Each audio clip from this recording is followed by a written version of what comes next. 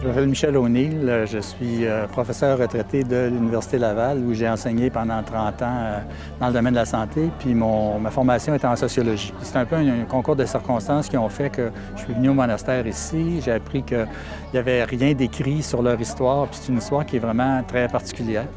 Il y avait beaucoup d'éléments que j'ai trouvé très interpellants, puis de conter cette histoire-là, qu'un prêtre de Québec parte d'une communauté religieuse, c'est assez inusité. Les communautés, on a l'impression que ça vient de, je sais pas moi, de France ou de n'importe où. Qui parte d'une communauté en 1900, soit dans les années 70, quand c'était le moment le plus important du déclin de la religion catholique ici, donc qui était complètement à contre-courant.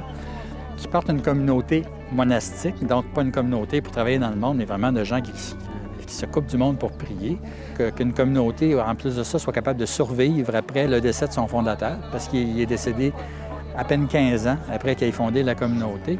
Ça supporte ce choc-là. Alors, ça m'a interpellé assez là, pour que je me dise « on fait ça ». En fait, l'ouvrage est divisé en deux parties. La première, c'est vraiment l'histoire classique, là, chronologique.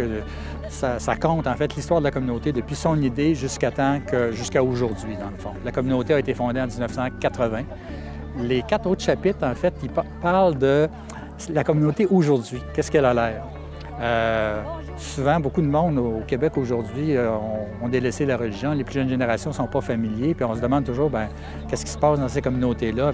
Alors, le but en fait, de cette deuxième partie-là, c'est un peu de décrire qu'est-ce qui se passe dans un monastère au jour le jour, les petits frères de la Croix, eux, comme communauté, quelle est leur couleur particulière, si on peut dire.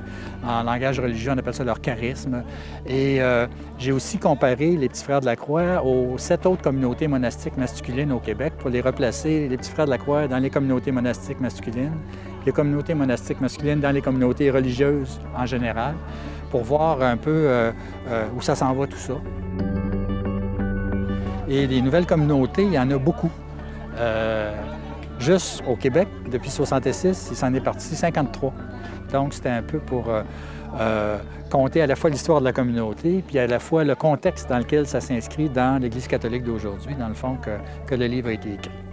Ce qui est original dans ce livre-là, c'est l'étude de cas de quelque chose d'assez unique, bien documenté et écrite dans un langage où tout le monde va s'y retrouver. En fait, c'est écrit volontairement, pas pour des spécialistes, c'est écrit volontairement pour le grand public et où des gens vont apprendre toutes sortes de choses, de détails assez, je dirais, informatifs sur qu'est-ce qu'une communauté religieuse, puis comment une communauté comme celle-ci, en fait, s'inscrit dans l'Église catholique d'aujourd'hui. Je pense que le message principal, c'est que, étonnamment, l'Église catholique n'est pas à l'agonie. Dans le monde, est en forte progression. Et donc, qu'il y a les formes que l'Église catholique prend, même si on la trouve parfois déconnectée, dépassée, etc., sont des formes nouvelles, étonnantes, et puis qu'on ne sait pas encore quelle forme elles vont prendre. Donc, ça, je pense que c'est le message le plus intriguant.